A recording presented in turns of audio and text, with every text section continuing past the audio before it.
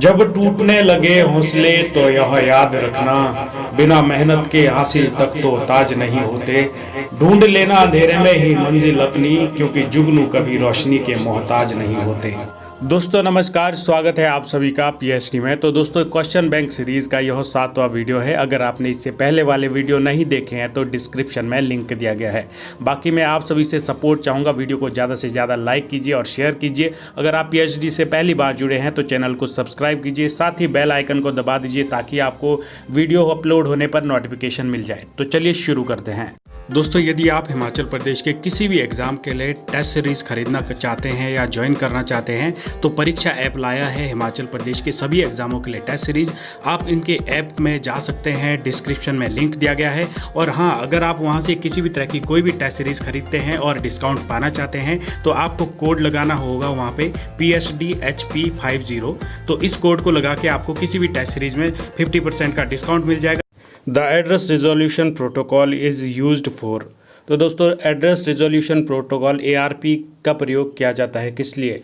Finding the IP address from DNS, finding the IP address of the default gateway, finding the IP address that corresponds to a IP address, या फिर finding the MAC address that correspondence to an IP address. तो दोस्तों इसका जो right answer है वो है finding the MAC address that correspondence to an IP address. ठीक है। A program that translate a high level language program into a machine language program। एक प्रोग्राम जो उच्च स्तर भाषा को मशीनी भाषा में अनुवाद करता है वो है कंपाइलर, इंटरप्रेटर, लिंकर या फिर असेंबलर। तो दोस्तों इसका जो राइट आंसर है वो है option 1 compiler.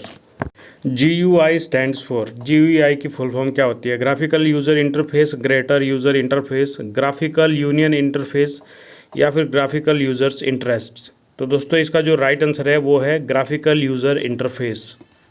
Word processing, electronic spreadsheets, database managers and graphics programs are all grouped under the title browsing program, operating system, application software, data and information. तो दोस्तों इसका जो राइट आंसर है वो है option 3 application software. The shortcut key Ctrl+I in MS Word is used to increase font size, insert a line break, applies italic format to selected text to bold। तो दोस्तों इसका जो राइट आंसर है वो है option 3 applies italic format to selected text। Which topology is used in Ethernet? Ethernet में कौन सी topology उपयोग होती है? बस topology, ring topology, tree topology या फिर मैश टोपोलॉजी। तो दोस्तों इसका जो राइट आंसर है वो है ऑप्शन 1 बस topology.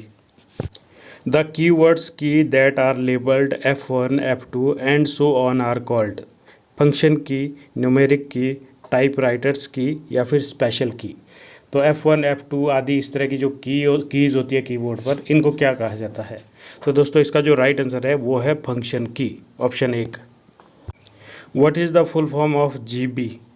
Gigabits, gigabytes, giga billions या फिर गीगा बाइनरी। तो दोस्तों इसका जो राइट आंसर है वो है option 2 gigabytes. What is the full form of CD-ROM? Compact data read only memory, compact disc read only memory, compact data read only memory, copyright data read only memory. तो दोस्तों इसका जो right answer है वो है option 2 compact disc read only memory. The default header for a worksheet is user name, data and time, sheet tab name या फिर none of these. तो दोस्तों इसका जो राइट आंसर है वो है option D none of these. Tell shortcut to bring paragraphs to the centre. Paragraph को सेंटर में लाने के लिए कौन सी शॉर्टकट की है बताना है आपको। Ctrl+L, Ctrl+C, Ctrl+E या फिर Ctrl+J। तो दोस्तों इसका जो राइट आंसर है वो है Ctrl+E। What is the full form of USB? Universal smart bus, unique smart bus, Unicode serial बस या फिर यूनिवर्सल सीरियल बस। तो दोस्तों इसका जो राइट आंसर है वो है option D universal serial bus USB।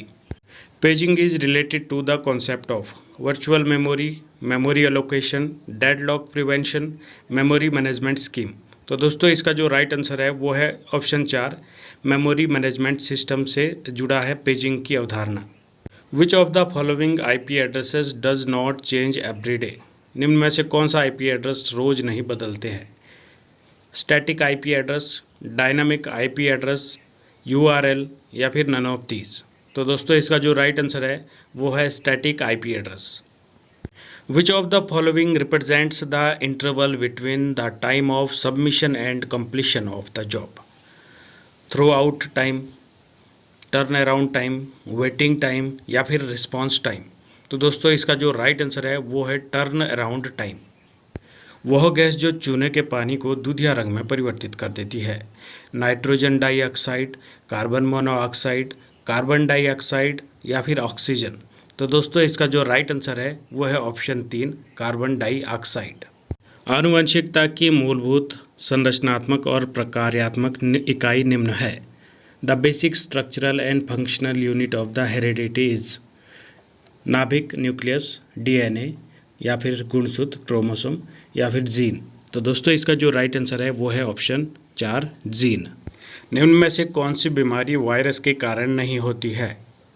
आंत ज्वर, जिसको टाइफाइड बोलते हैं, इन्फ्लुएंजा, एड्स या फिर डेंगू बुखार।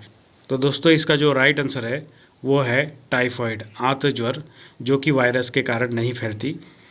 बाकी की दी गई इन्फ्लुएंजा, एड्स और डेंगू बुखार, ये सब तीनों ही बीमारियां वायरस के कारण फैलती है। मानव कान कितनी आवृत्ति की ध्वनि का पता नहीं लगा सकता है? 2000 हर्ट्ज, 500 हर्ट्ज या फिर 200 हर्ट्ज या फिर 20 हर्ट्ज से कम। तो दोस्तों इसका जो राइट आंसर है वो है ऑप्शन 4, 20 हर्ट्ज से कम की जो ध्वनि होती है उसका मानव कान पता नहीं लगा सकता है, वो महसूस नहीं कर सकता। राख का टीला निम्नलिखित किस नवपाषाण स्थल से संबंधित है? बुधिहाल, संगनकल्लू, कोल्डी हवा या फिर ब्रह्मगिरी। तो दोस्तों इसका जो राइट आंसर है वो है ऑप्शन बी, संगनकल्लू। भारतीय उपमहाद्वीप में पालतू भैंस का प्राचीनतम साक्ष्य कहाँ से प्राप्त हुआ है? धौलावीरा, मेहरगढ़, मोहनजोदड़ो या फिर राखीगढ़ी। तो दोस्तों इसका जो राइट आंसर है वो है ऑप्शन बी, मेहरगढ़ से। अयोध्या का उल्लेख सर्वप्रथम कहाँ मिलता है? ऋग्वेद में, अथर्ववेद में, रामायण में या फिर महाभारत में।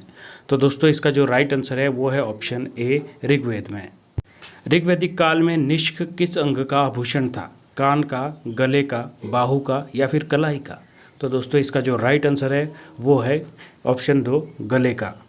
जैन धर्म में पूर्ण ज्ञान के लिए क्या शब्द है? जिन, रत्न, कैवल्य या फिर निर्वाण।